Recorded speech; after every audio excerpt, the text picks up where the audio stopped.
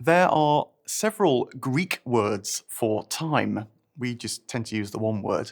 And they can be useful because what they can do is suggest to us that we might experience time in a number of different ways.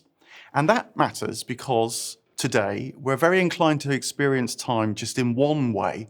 The Greek word would be chronos, from which we get chronologists, timekeepers. And so it's clock time. It's the tick tick of the seconds through the day, which, of course, now that we all keep super accurate timepieces in our pockets, we've become very, very sensitive to, almost addicted to being spot on time. And the strange thing is that even as clock time measures out the day, it feels like it reduces the day. It feels like it makes the day almost disappear. And so people go around saying, I haven't got time, time's running out. When will I find time too? Now, there's another Greek word for time which can come to the rescue here, and it's the word kairos. And kairos is more like the kind of time that is the right moment. The tennis player, when they hit the perfect shot down the line, they've got kairos. The ball hits the racket with perfect force, but also just at the right moment.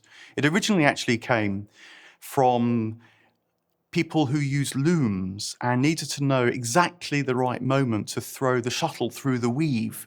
They had kairos. Or it was used in relation to rhetoric as well. The person who knew how to move a crowd because they could deliver the right line just at the right moment. It was the kairos moment when they said, yes, we can, and the whole crowd was moved. And they were at least momentarily transformed in that. That's the magic of getting the right moment. Much as it can turn the tennis game, so too it can nudge life in a different direction.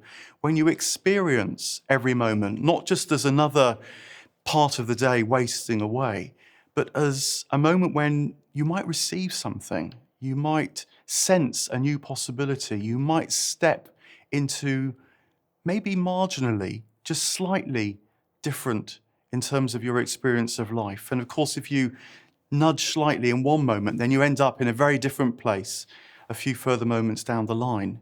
So think of time, not by the clock. Turn your phone off if that's what it takes.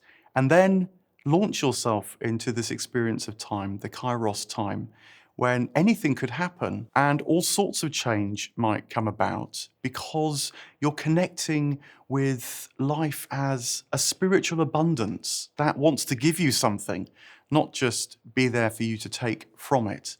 And with a spiritual intelligence, this different perception of time can be known, the kairos moment.